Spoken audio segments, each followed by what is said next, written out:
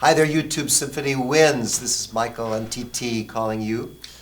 We're posting a little segment today in which I have the great honor of introducing to you Stephen Paulson, who is the legendary principal bassoonist of the San Francisco Symphony and distinguished conductor and musician, and well, he's an amazing guy.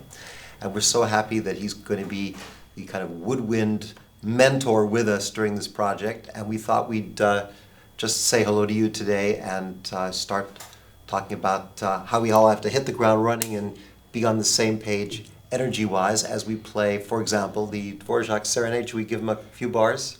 Well, we can try.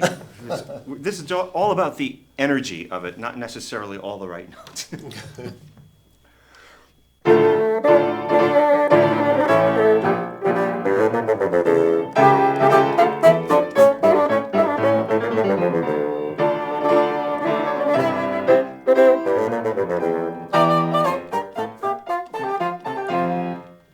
So anyway, when it starts out, the winds are going to have to establish themselves probably after a full orchestra piece and a percussion piece, and it's just got to have that tremendous bite and verve to it right away. And I think Steve has some thoughts about what he wants us to do.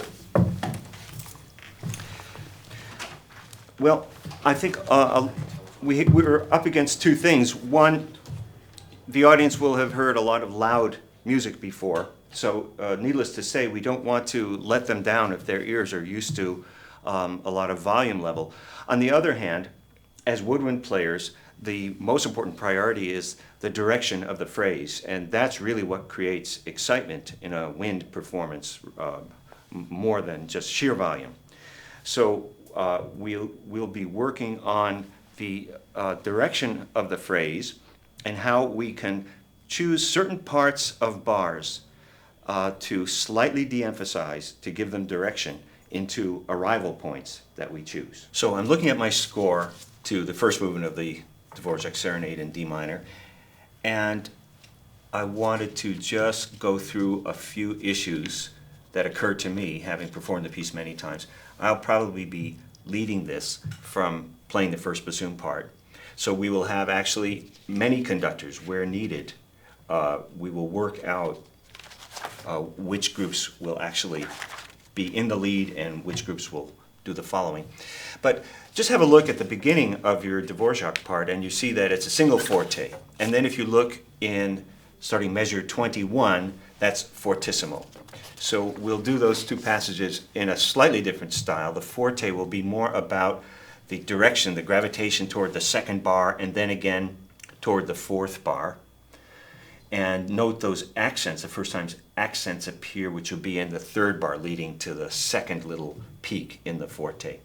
The tempo will be moving ahead and like a sweep, like wind, into the second bar and into the fourth bar.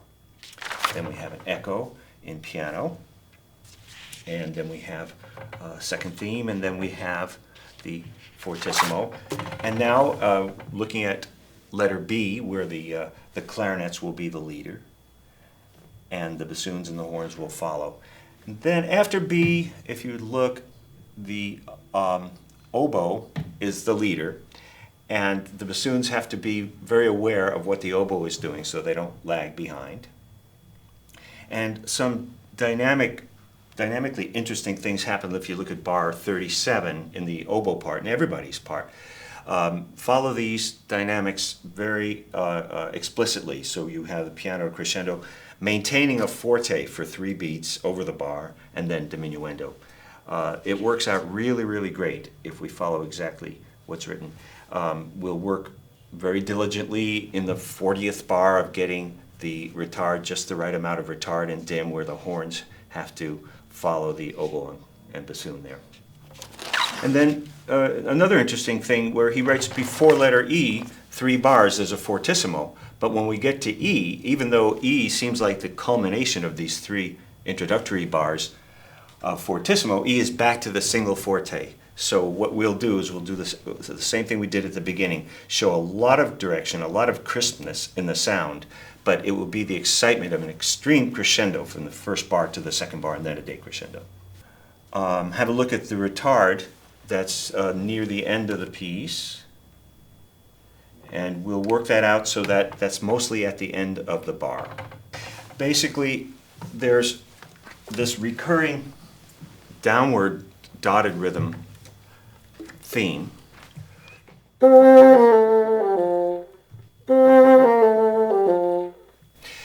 There's a danger in making the third note just as strong as the first, and then it becomes like two events. And we want to avoid that. We want to make it sound like one 5-note phrase.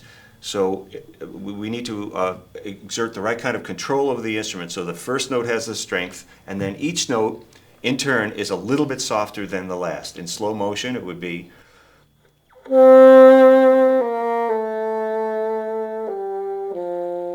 and in tempo.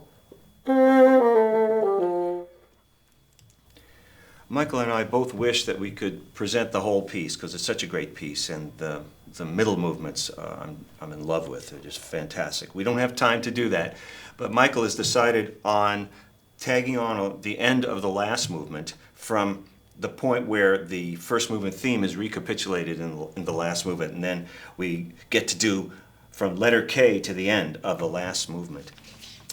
And here finally we have a chance to really show off our cellist. And at starting measure 310, we want to feature the cello, all those 16th notes. So when that drops down to a piano dynamic for the cello in bar 317, the cellist should ignore that and keep playing full out mezzo forte to forte. And then at letter L, I'll probably go into 1. And then one of my favorite things that I've always wanted to hear is a little tiny pause before the bassoons begin in measure 349, so that that previous bar has a chance to ring out in the hall. And we're going to try for that one. And then when we get to the very end and we have those famous triplets about 7 bars before the end, I will allow the horn section and the other players enough room, I won't speed up anymore, so that every note can really speak. So I'm looking forward to this. I love this piece. I know you all do too. Many of you have probably performed it many times before. And the chance of us doing it in Carnegie Hall for this audience is just a tremendously exciting prospect, and I can't wait to see you and join you with it.